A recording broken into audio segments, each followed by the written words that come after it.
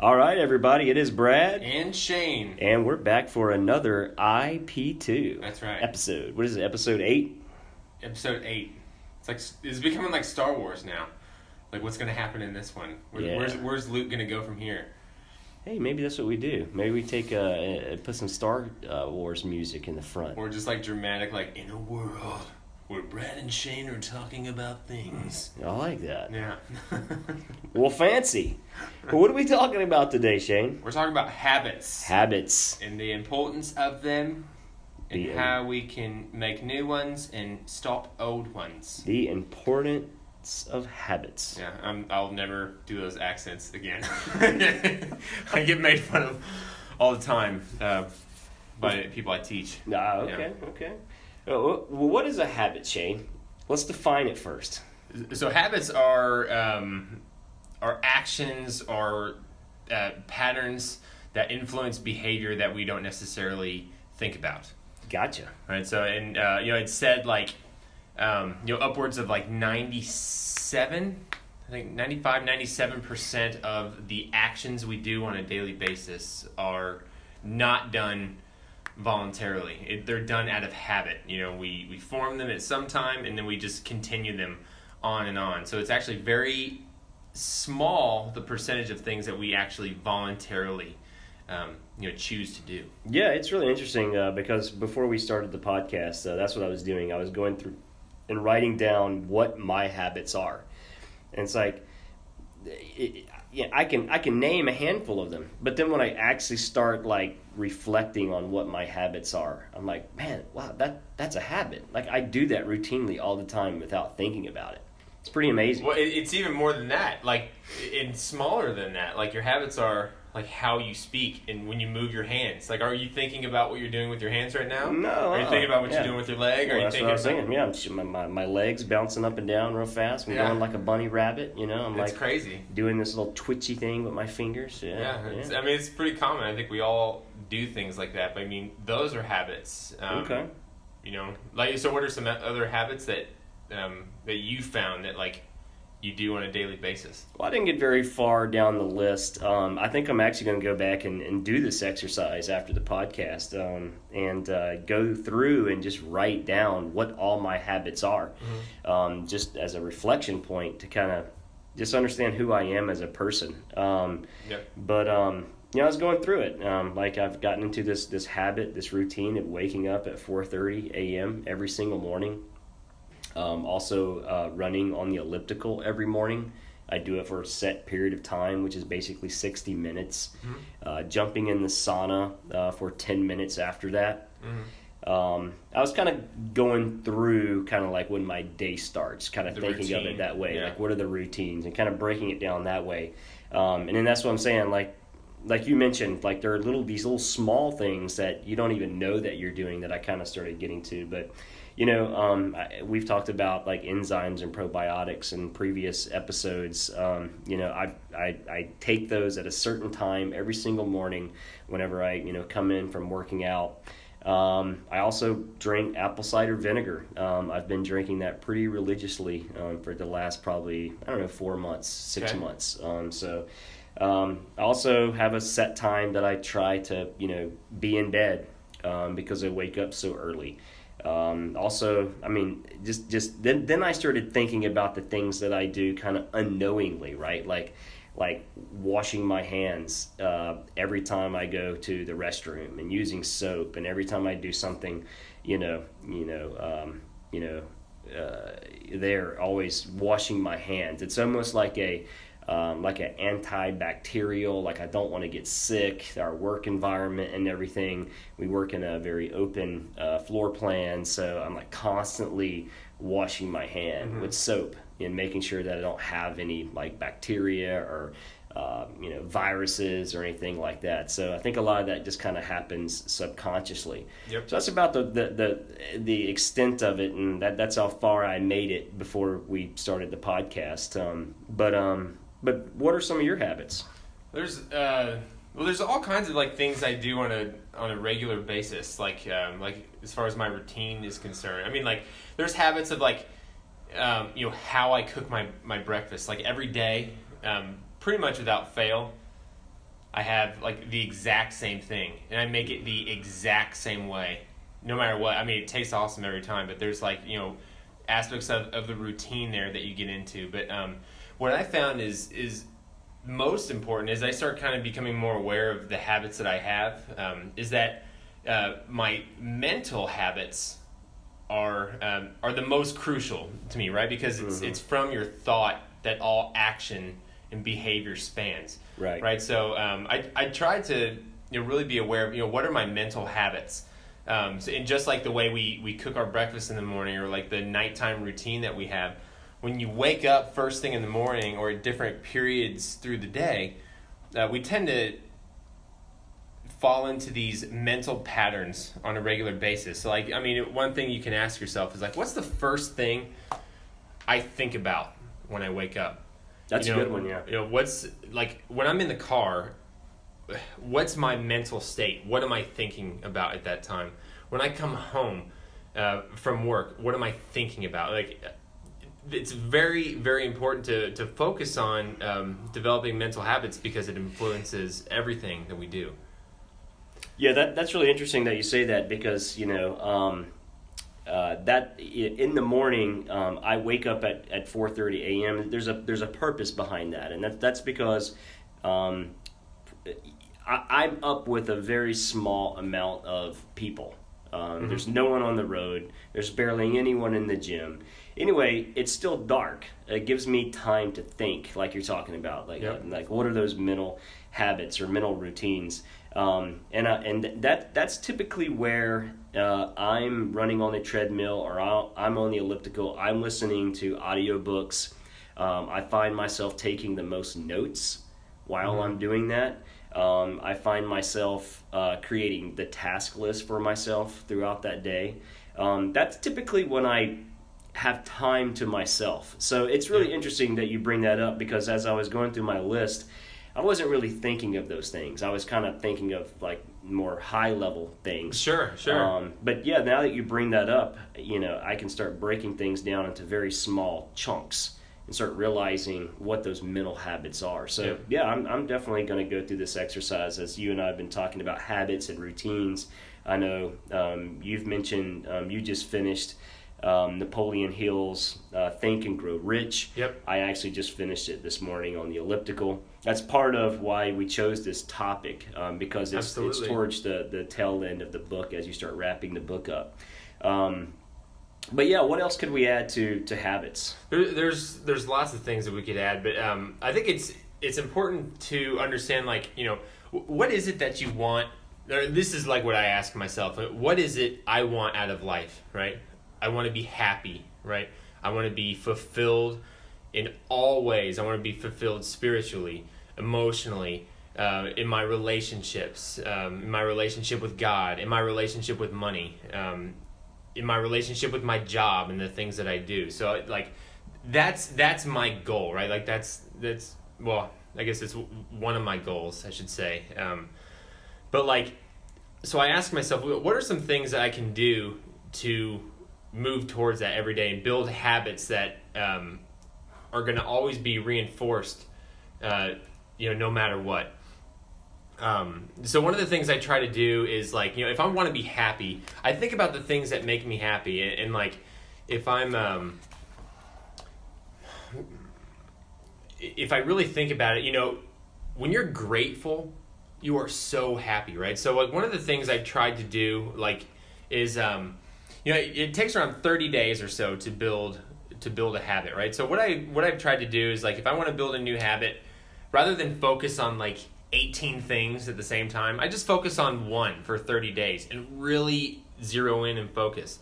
So one of the things I try to do is I'll wake up in the morning, and the first thing I tell myself to think about is being grateful for the fact that I'm awake right now, and things that, like, you take for granted, like, notice the fact that I'm walking right now. Sometimes I'll think of a time when I've been so sick or in pain I couldn't even walk or get out of bed, and I try to remember that, just so I can remember, or just so I can focus on, man, look how good I feel right now. You know what I'm saying? So I try to be grateful for my my health. I try to be grateful for my family, the fundamentals, right? Look at the fact that I have a place to sleep. I have something I can eat in just a little bit here. And then I go back to old memories in my life that I'm especially, or that were just especially good moments. And I relive them for like a minute apiece. I just pick 3. Randomly, I just remember 3 things in my life. Imagine I'm actually like living those, and to cultivate those feelings of just gratitude. And it's just amazing how even developing that habit has transformed the entire rest of the day. Because when you think about particular things or you focus on things mentally, your brain tends to look for more of the same in your life. So you start like noticing like in your day-to-day like things that you can be grateful for, or things that you would be excited to look back on in the future and feel grateful for them. And it's funny. It's like then the present moment just becomes a lot more exciting and meaningful. Yeah, I think the 3 things is kind of one of the suggestions that Tony Robbins has in his primer exercise, right? So in going back to Napoleon Hill's book Think and Grow Rich, that's one of the things that he talks about is that what are your standards? Who are you? What are your characteristics? What's your character? Yep. And in order to understand what your character is and who you are, you need to understand what your habits are. Which is what you do, yeah. Exactly. Because if you go through all of your habits and you realize that you've got some bad habits, now you know how to recorrect those to build the character that you're going towards, right? For your goals, as to what kind of goals you're trying to reach.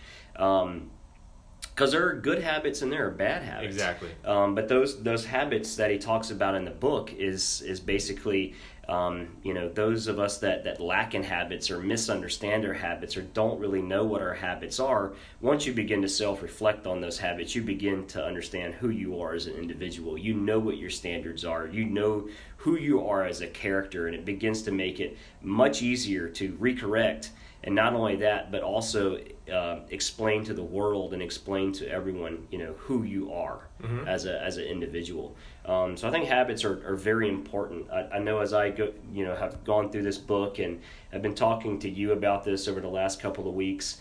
It's been a really interesting exercise that I've been going through because, there were things that I did when I was much younger, and I think these were things that I used to do, like who do I want to be in the future? Who do I want to be when I'm 40? Or who do I want to be when I'm 50? Or where do I want to be when I'm at this age or whatever it may be?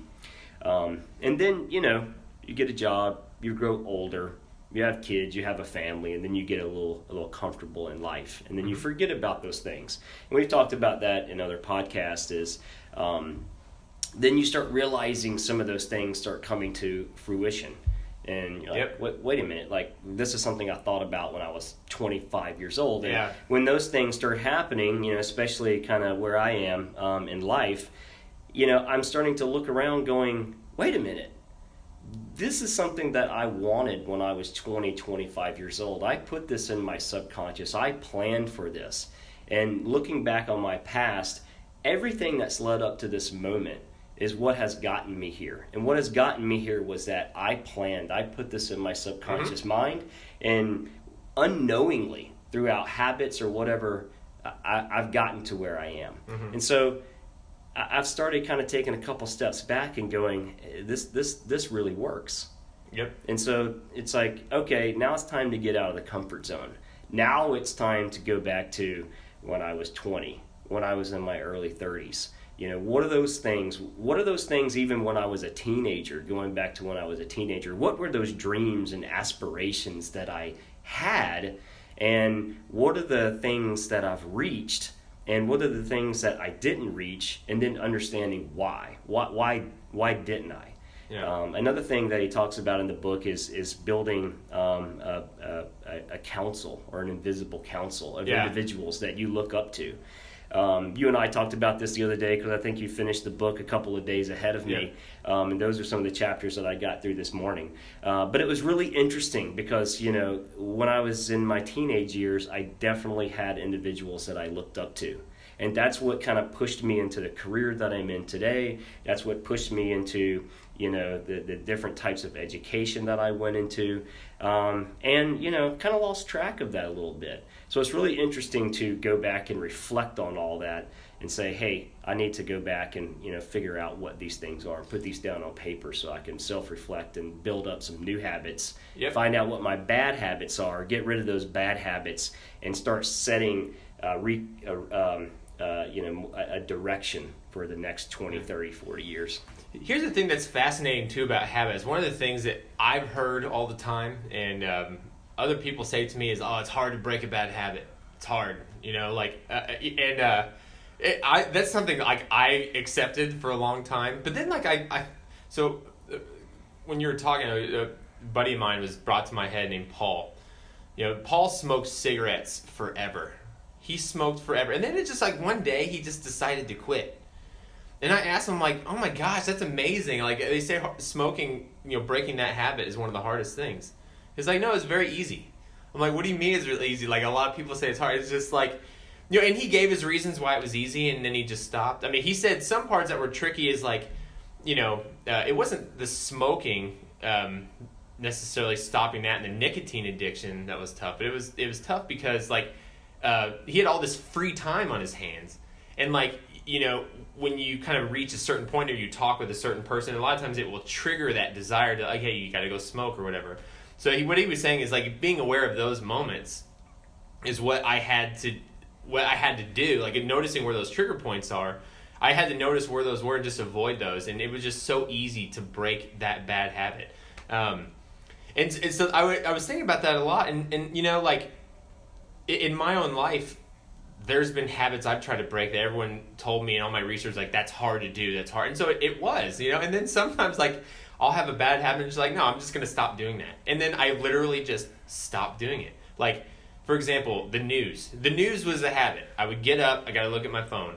When, like, my kids are about to go to bed, right? Like, as I'm waiting for them to fall asleep, look at social media or whatever. And then, I don't know, one day I'm just like, I'm done. That's not good for me. And then you just stop it. So, like, that's maybe something to consider in your own life, is that, habits can easily be broken if you think they're easily broken. You know what I'm saying? And just kind of understanding, like, what causes these habits to be triggered, and avoiding those things. And I want to say one more thing about the, like, invisible counsel, because that was something that that really kind of struck me about this book. And for those of you who haven't read it, basically what he's saying is Napoleon had, like, there's like 9 people or so that were really influential and looked up to in his life for a particular reason. Like this one person kind of embodied what he understood confidence to be. This person embodied what it was to be financially powerful. This person represented, like, right action and thought, and so on and so forth. So what he would do is just kind of imagine that he would be at a round table with all these people. Mm-hmm. Some were living, some were dead.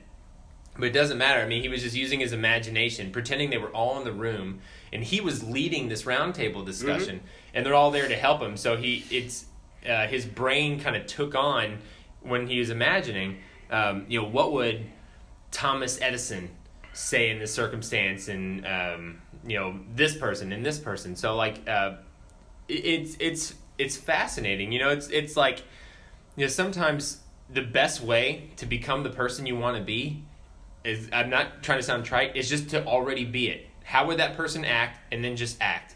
And then some people will say, well, that's phony. That's not who I am. Well, it's like, you define who you are.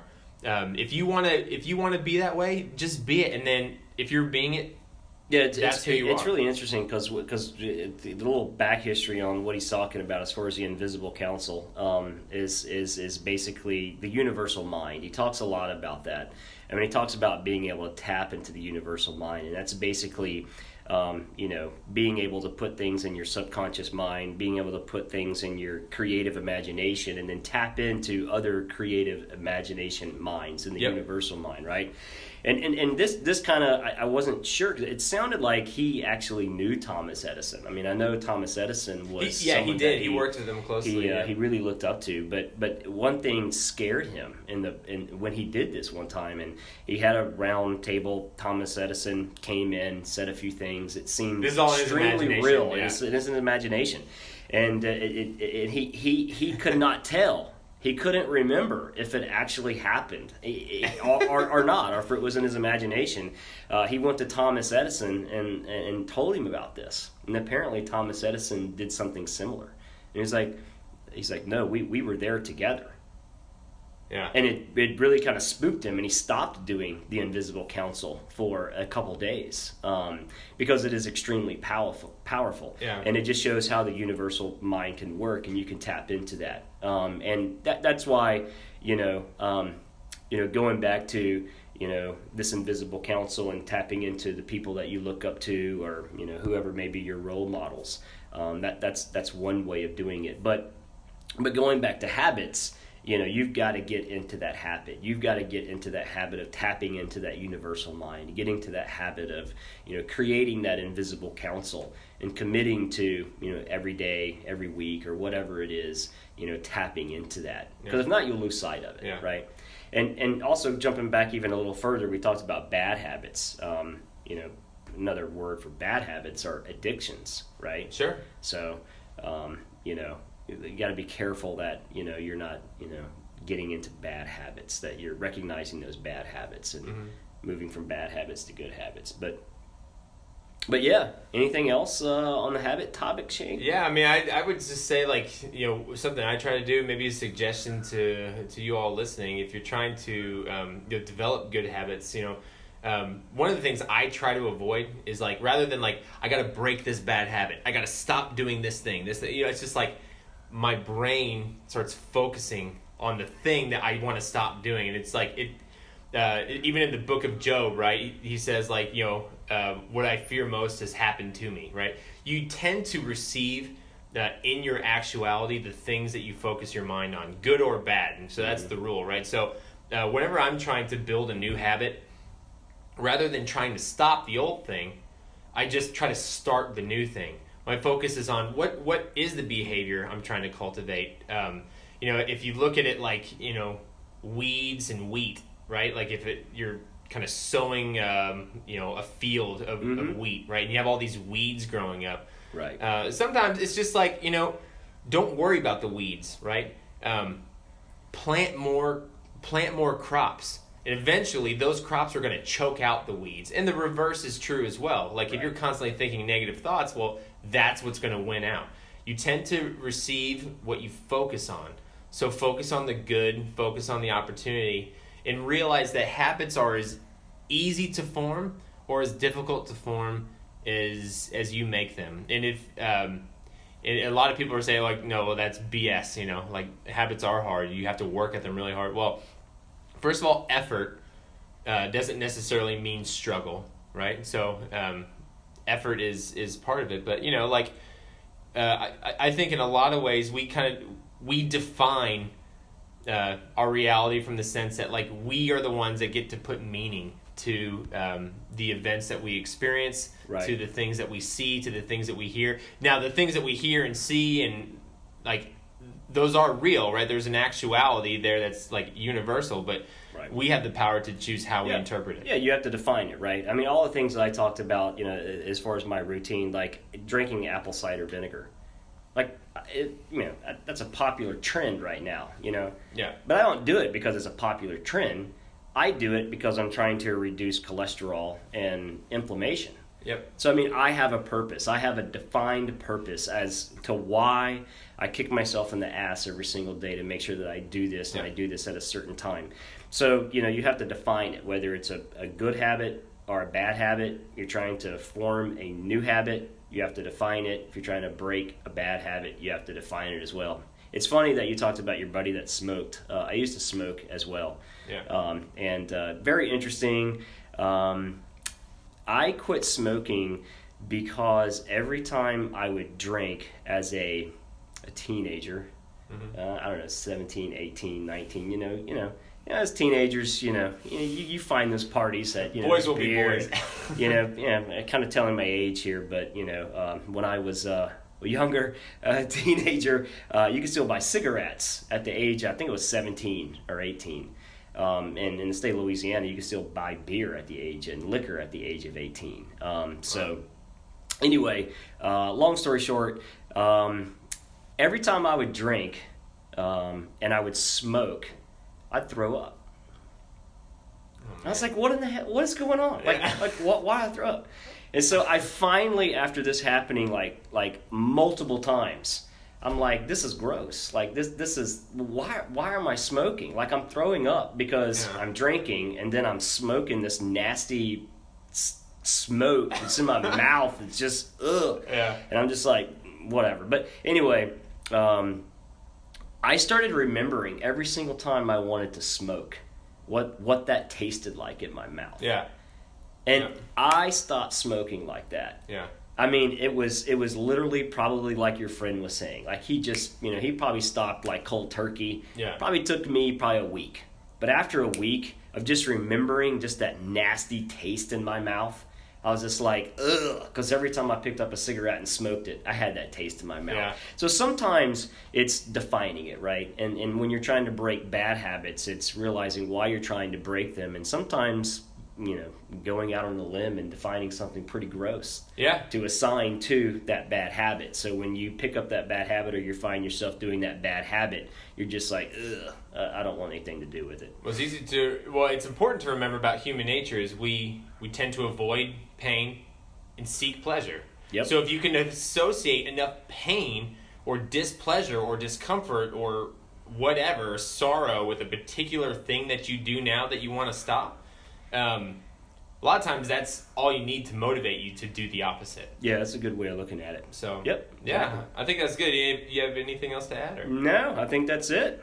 There's a lot more that we could say about habits, but we definitely I continue to research it almost on a daily basis. We encourage you guys to do the same, and as you're listening, if something jumps out at you or you have a comment, we'd love to see it, love to read it and respond to you. Any other ideas you have for future discussions, let us know. But I think this is a good one today. Yep, I second that. And until next time, this is IP2, Brad and Shane signing off. We'll see ya. See ya.